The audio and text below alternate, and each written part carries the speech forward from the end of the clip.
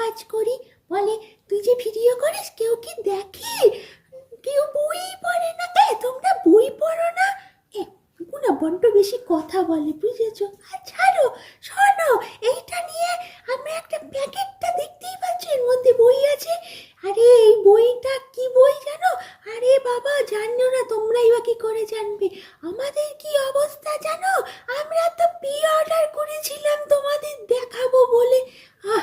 অবশেষে বই পেয়েছি। ওরা আর পাঠাচ্ছেই না।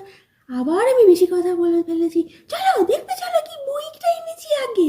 দেখো, তোমাদের প্যাকেজিং দেখার জন্য নিয়ে এসেছি। আরে তোমাদের তো বলাই হয়নি কিসের থেকে কিনেছি। এই বইটা আমরা পত্রপাঠ থেকে প্রি বুকিং করে 1 মাস পরে পেয়েছি। তাও অনেক হোয়াটসঅ্যাপে মেসেজ করে।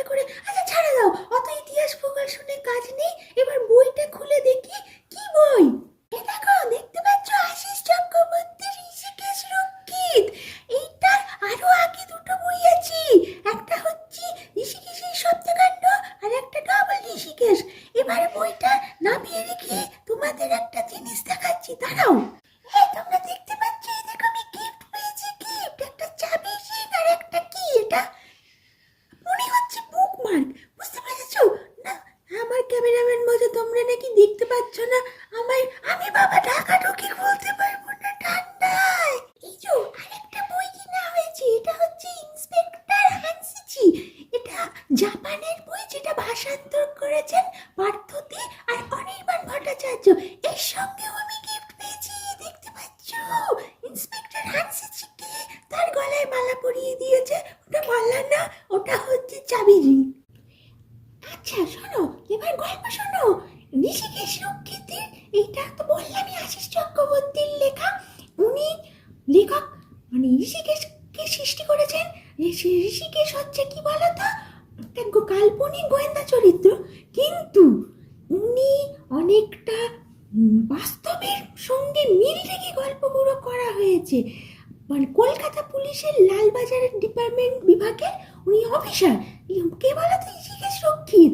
সেই হিসাবে উনি এই যে ধরো যে লালবাজারের ওখানে যে ধরো মোটামুটি কেসগুলো আসে, উনি ওনার মানে গোয়েন্দা হিসাবে উনি সেইগুলোকে সলভ করার চেষ্টা করেন।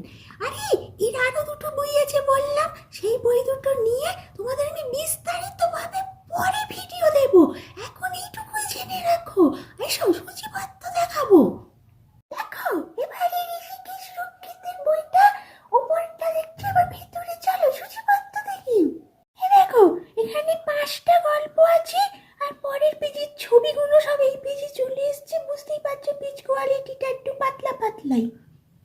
এখানে তো লেখাগুলো ভালোই পড়াই যাচ্ছে, গ্যাপিংও ঠিকই আছে, ভালো পড়া যাবে। দেখো, একটা অলঙ্করণ দেখাচ্ছি। অলঙ্করণটা তো ভালোই। কাক কলার ধরেছে জানি না ঋষিকেশ।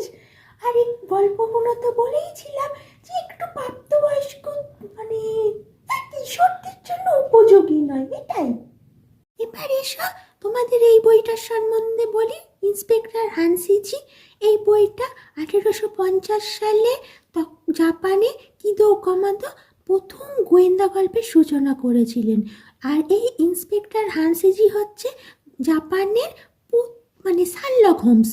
ওনার তীক্ষ্ণ বুদ্ধির সাহায্যে উনি কেস সলভ করার চেষ্টা করেছেন। আমি এর বেশি জানি না, কারণ আমি বইটা পড়িনি। তাহলে আমি শুনেছি ওনার 14টা গল্প আছে, আর 2টো পাঠ হিসাবে বেরোবে, এটা প্রথম পাঠ।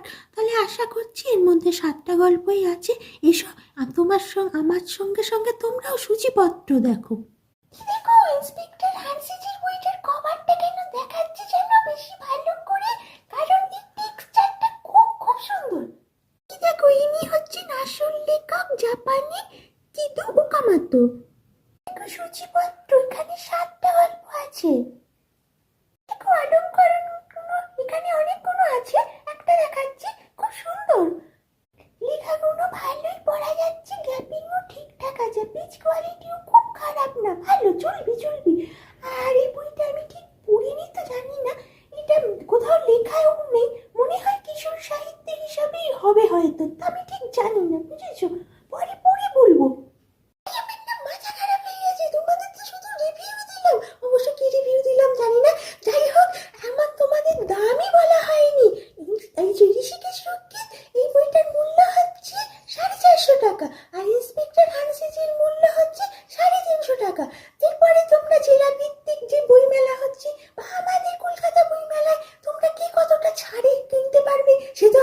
পরে, তোমরা কি করে কিনবে, তারা কতটা দেবে আর কি। হ্যাঁ, তা তোমরা সূচিপত্র দেখেছ? এবারে আমি এর পরের দিন তোমাদের ঋষিকেশের আরো দুটো বই নিয়ে তোমাদের সমস্ত কিছু ডিটেলস জানাবো, চেষ্টা করব। আর হানসিজি তো এখনো বেরোয়নি, একটাই বেরিয়েছে। দ্বিতীয় পার্ট যখন বেরোবে তখন আবার দেখা হবে। আমি এখন চললাম, টাটা টাটা।